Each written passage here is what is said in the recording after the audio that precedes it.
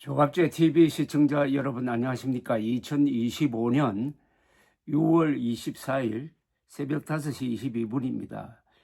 이란이 간밤에 카타르에 있는 알 우데이드 미국 공군 기지를 향해 미사일을 공격한 가운데 도널드 트럼프 미국 대통령은 자신의 소셜미디어인 트루스 소셜에 이란이 우리가 기대한 것과 같이 아주 약하게 대응을 했다면서 발사된 미사일 14발 중 13발을 격추했고 나머지 한 발은 위협이 되지 않아 그대로 놓아두었다고 했습니다. 이란이 조기에 미사일 발사를 알려준 덕분에 아무런 사상자가 없었다고 밝혔습니다.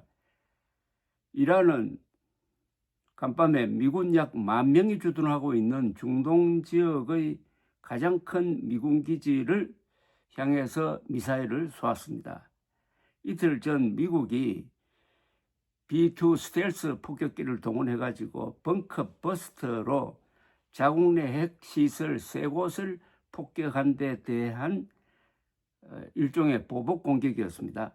다만 미국 측의 공격 시간과 목표물을 통보한 것은 체면만 세우겠다는 뜻으로 보입니다. 트럼프는 이에 대해 미리 알려준 것은 고맙다. 앞으로 더한 증오는 없기를 희망한다고 했습니다. 트럼프는 이란의 공격 소식이 접수된 직후 이른바 워룸이라고 불리는 백악관 상황실에서 피트 헤그세스 국방장관, 댄 케인 합참의장과 함께 긴급대책회의를 가졌습니다. 트럼프는 아마도 이란은 지역 내 평화와 조화를 위해 나아갈 수 있을 것이다. 이스라엘도 그렇게 할 수 있도록 독려할 것이라고 했습니다. 이번 사안에 대한 여러분의 관심에 감사하다고 했습니다. 이란은 트럼프 1기 때도 미국이 혁명수비대 사령관을 암살을 하니까 미군 기지를 향해서 미사일을 쏜 적은 있습니다. 이런 걸 일종의 약속 대련이라고 그러죠. 대련하는 척하는 거 또는 레슬링 시합하고 좀 비슷한데 이런 걸 봐서 이란이 지금 얼마나 혼에 몰려 있는가를 잘 알고 있습니다. 이란은 지금 이스라엘로부터 일방적으로 당하고 있습니다. 이스라엘을 향해서 미사일을 쏘지만은 거의 대부분이 요격을 당합니다. 그래서 지금 한 20여 명이 사망했습니다. 이스라엘 측에서. 그러나 이란은 공식 발표만 해도 이스라엘 공습으로 한 400명이 죽었습니다. 수천 명이 다쳤습니다. 방공망이 완전히 사라진 이란은 계속 이스라엘 공군으로부터 얻어맞고 있습니다. 여기에 더해가지고 미 공군까지 지금 가세를 해가지고 두들겨 맞는 비참한 상황이 되었습니다. 연일 군 지휘부가 이스라엘 공격 대상이 되어가지고 죽어나가고 있습니다. 총참모장을 암살을 했는데 후임자도 암살을 하고 그리고 핵 미사일 기술자, 과학자들도 잇따라 암살되고 있습니다.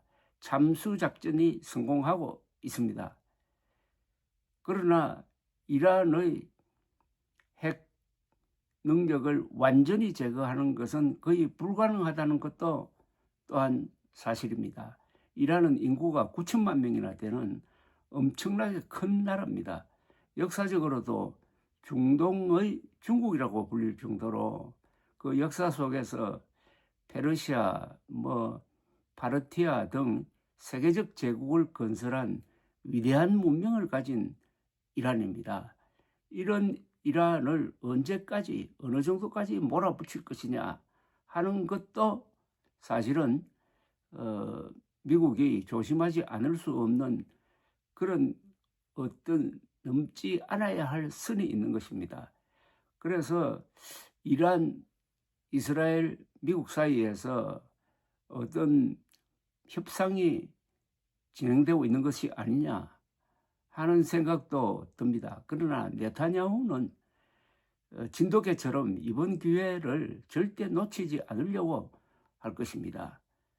네타냐후가 2023년 10월 7일 하마스로부터 기습 공격을 받아가지고 1200명의 이스라엘 사람들이 비참하게 죽은 거기에 대한 보복으로 지금도 가자 지역을 그냥 쑥대밭을 만들고 있습니다.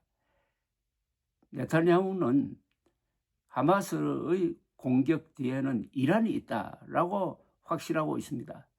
그래서 우선 이란의 수족을 잘라야 되겠다 해서 작년에는 레바논에 있는 헤즈볼라를 아주 작살을 냈습니다.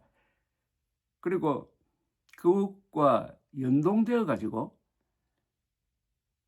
시리아에 있는 친이스라엘 아사드 정권이 무너지고 말았습니다. 이렇게 되니까 이란은 팔다리가 다 잘린 편입니다. 그리고 작년 10월에 이란의 미사일 공격에 대한 보복으로 이란에 대한 공습을 단행을 해가지고 이란의 미사일 그리고 레이더 기지를 아주 쑥대밭을 만들었습니다. 그래 놓고 이번에 이스라엘이 이란을 친 겁니다. 이란은 사실상 지금 방패가 없습니다. 공군력이 없습니다. 지금까지 이스라엘은 많을 때는 한 200대, 적을 때는 한 50대의 전투기를 매일 동원해가지고 이란을 때리지만은 단 한 대의 전투기도 피격되거나 격추되지 않았습니다. 일방적 게임이 계속되고 있습니다. 그러나 여기에는 한계가 있다는 거죠. 이렇게 이란을 몰아붙이면 오히려 이란이 사생결단을 하고 핵무기를 만들 가능성이 있습니다. 우라늄 농축이 60%에 달해 있는데 이걸 90%로 올리면은 바로 핵무기로 바꿀 수가 있습니다. 물론 시간이 좀 걸리죠. 그리고 철저하게 이제 지하로 들어갈 것이다. 더 이상 몰아붙이면은 결국은 거기에 대한 반동이 일어날 것이다. 이 세상 일이 오늘 성공한 것 같았지만은 그것 때문에 한 1년 뒤에 망하는 수가 있습니다. 2023년 10월 7일 하마스의 이스라엘 공격에 대해서 당시의 이란 국가 지도부는 아마